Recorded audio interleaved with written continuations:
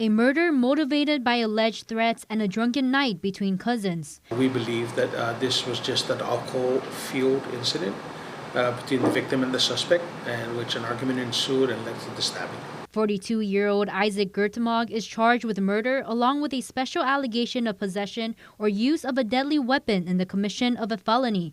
The case unfolding after the body of Mike Thien was found behind his Manilao home along Route 15.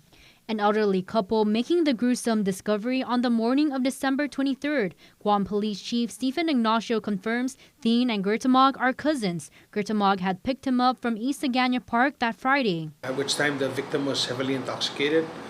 He brought the victim to a residence in Manilao to drop off and pick up some items. When then they finally returned to the suspect's residence. Investigators learning the victim was drinking heavily that day before he began drinking alcohol at Gertemog's home. The home is just steps away from the crime scene. Not too far from where the body was found.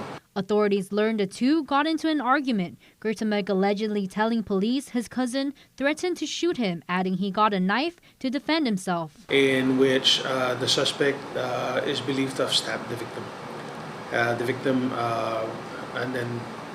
The victim was nowhere to be found by the suspect, and he continued on until later on when the suspect was able to determine that the victim had succumbed to a stab wound. Thien left his cousin's home. Court documents state Gertemog drove after him but had no luck finding Thien. Thien's body was also found unclothed. We have, I believe, surveillance footage showing that at some point he was not wearing a shirt, and then at some point he had also taken off his pants. Again, this victim was highly intoxicated at the time.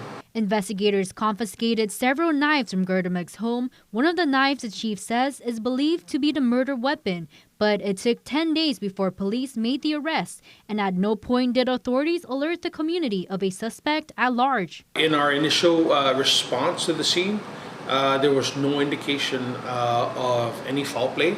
It wasn't until after the body was moved to be ready for transport in which a stab wound was noted.